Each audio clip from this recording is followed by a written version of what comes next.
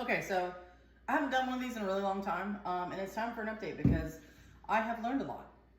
We're gonna make just a regular loaf of sourdough bread. First off, you're gonna need your flour. I like King Arthur bread flour. It tastes good. It's an employee-owned company, and they use American-grown wheat. You can use any filtered water. I prefer to use spring water. Filtered water is best, but whatever water you have is gonna work. You're gonna want salt. I like sea salt. And then you're gonna want your starter.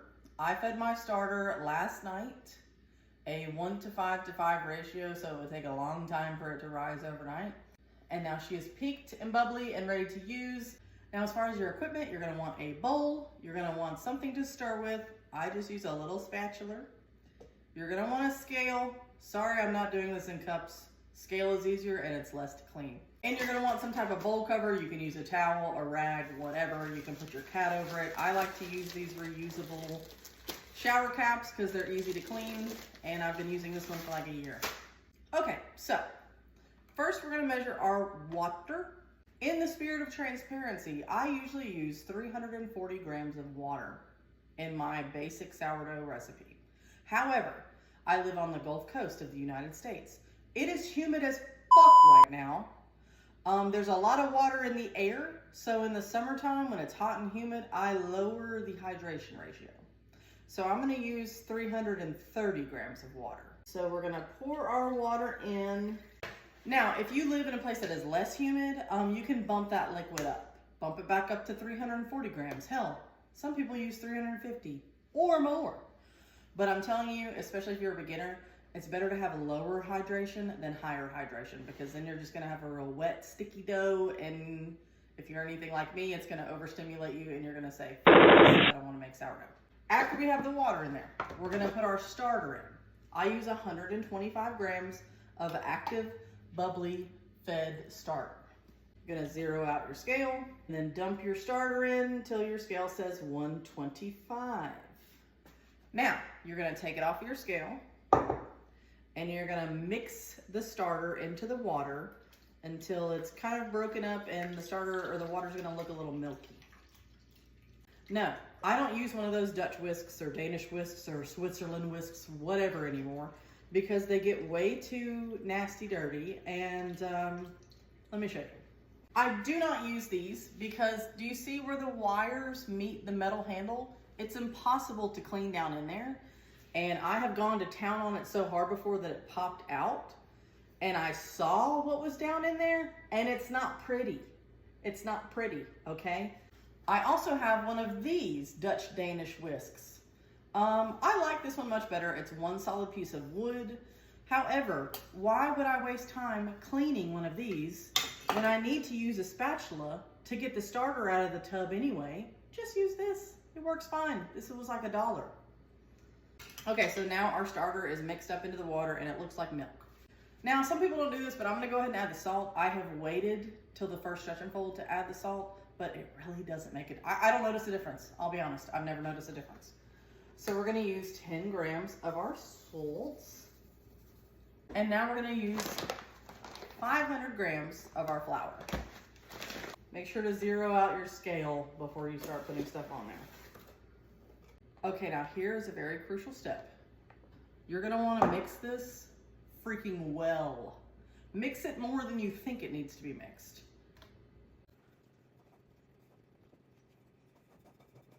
It's gonna come a point where this really isn't doing too much anymore.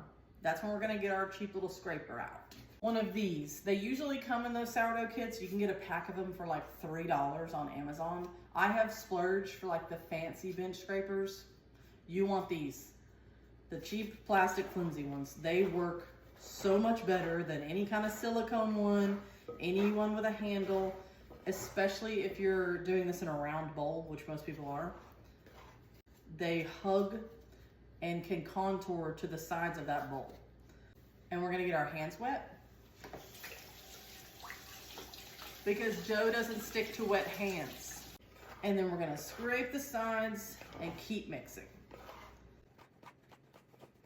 Okay, now we kind of have like a little shaggy, dry looking dough ball. Keep going. I usually do this by a sink so that I can keep the water running and keep my hands wet. We're gonna go in here and mix with our hands. Sorry if you have sensory issues. Maybe the Dutch whisk will work better for you. Okay, so now instead of a dry, shaggy ball of dough, we have a pretty coherent, wet ball of dough. Now we're gonna cover it up, let it sit for 30 minutes. Okay, so it's been 30 minutes and I maybe kind of lied about the equipment that you will need, because you also need a little 2-ounce sauce cup. This is optional, but this has been a lifesaver for me for knowing when my bulk fermentation is done. These are 2-ounce little plastic cups. I don't like single-use plastic. However, I have been using the same cup for several months. You can wash it. But this is gonna be our Aliquot jar. Aliquot, I don't know. Our Aliquot jar. This is gonna be where we pull a little sample of our dough, stick it in here, and then when it's filled up and risen and filled up the entire little cup, that's when we know that our sourdough, main dough, is done. Now there is a whole chart to go by. I will put it right here. You're supposed to take the temperature of the dough, and then given the temperature, that's how many grams of your dough you put in this little sample jar. I don't know where my thermometer is. But I know I usually, given the heat of my area and my environment, I usually put 40 grams in here. So I'm just gonna go with 40 grams, but you should definitely go off of this chart. I'm gonna go ahead and do the stretch and fold that I need to do. So I'm just gonna stretch and fold all the way around the dough. Pick up a corner, plop it down. Pick up a corner and stretch it out, plop it down. Just do that all the way around your bowl, 4 times, 5 times. Now I'm gonna tear off my little 40 grams of dough. Just pull and pinch some dough off. That's 34 grams. I need a little bit more. Okay, that's 40 grams of dough. Now we're gonna take our little Aliquot jar, our little sample jar of dough.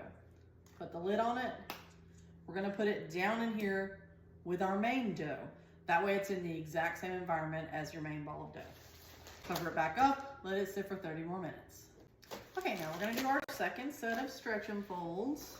You can take your little Aliquot jar out, wet your hands, and go around the bowl again, picking up, letting it stretch, and then folding it back down.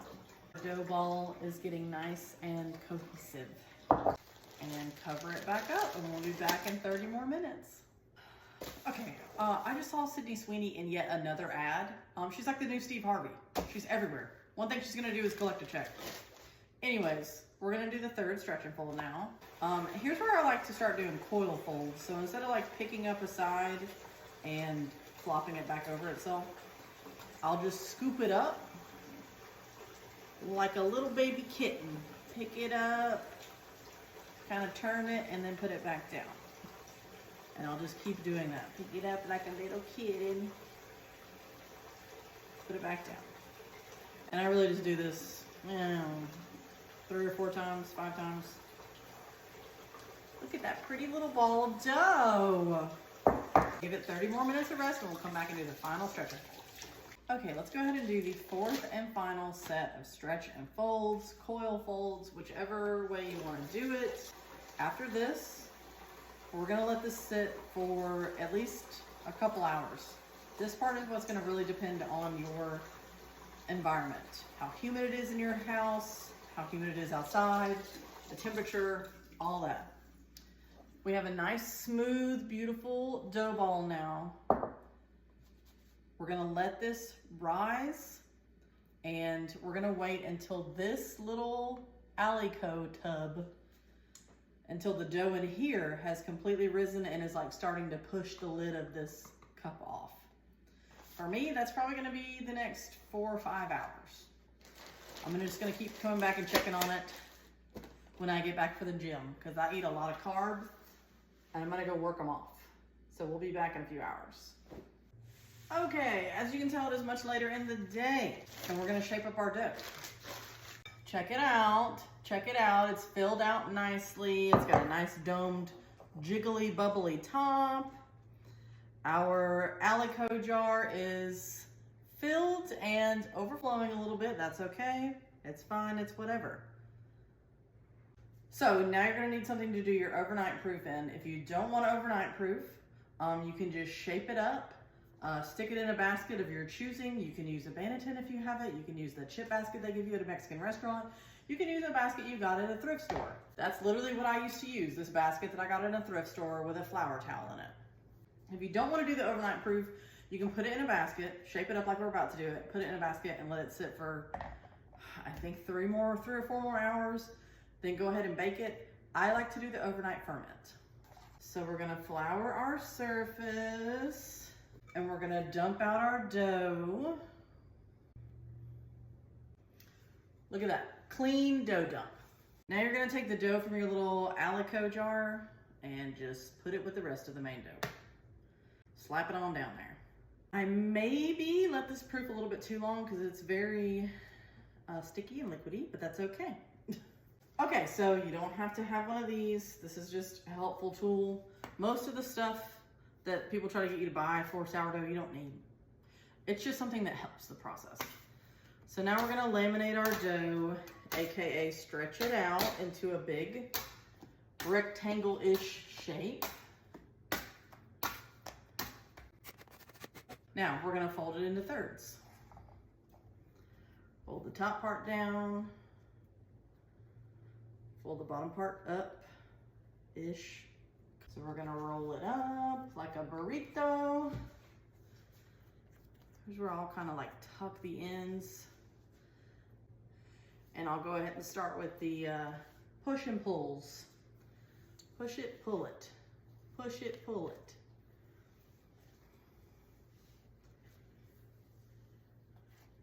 Push it up, pull it back. Push it up, pull it back. You don't want to do this too much because you will like bust a seam in the top. Now we got a big old bubble. That's okay. Now we're gonna take this and I'm gonna go ahead and put it in my basket.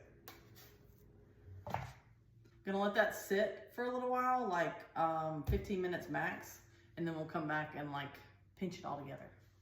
And now it is time to do our final shaping. I used to do the whole laminate shape and then let it sit on the counter and then do the whole final shaping.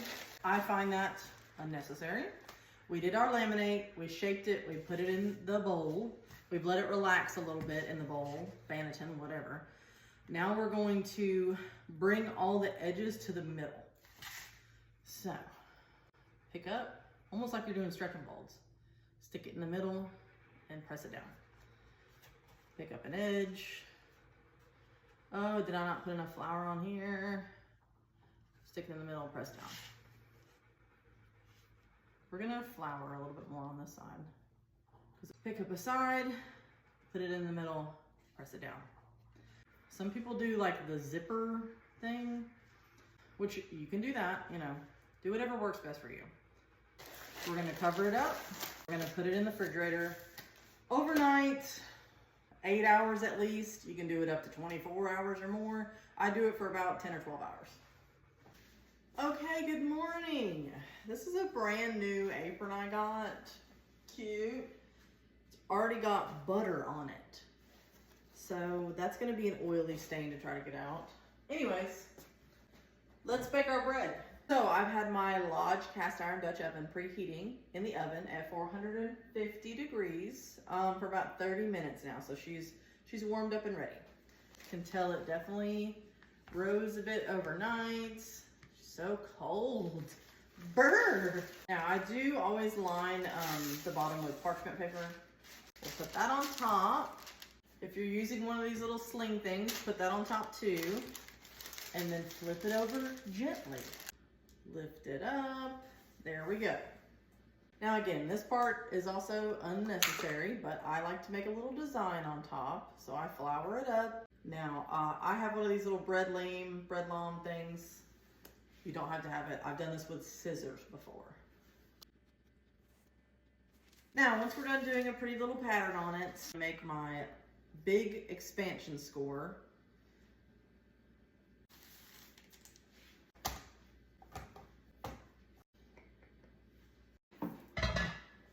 Let's drop it down in here and put it in the oven.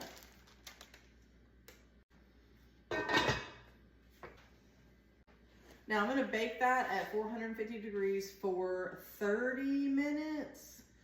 Take the lid off, bump it down to 400, and then go for another 15 to 20 minutes. Oh, gorgeous, gorgeous, beautiful, love it. Okay. Now, the best way to make sure that your bread is baked all the way through is to temp it. You want it to be at least 200 degrees inside. Get our thermometer out. All right, we're reading at about 200 and almost 210 degrees, so it is good. And there we have it, our gorgeous fresh baked sourdough boule. Please let it cool for at least a couple hours before you cut into it. The best thing would be cooling it overnight.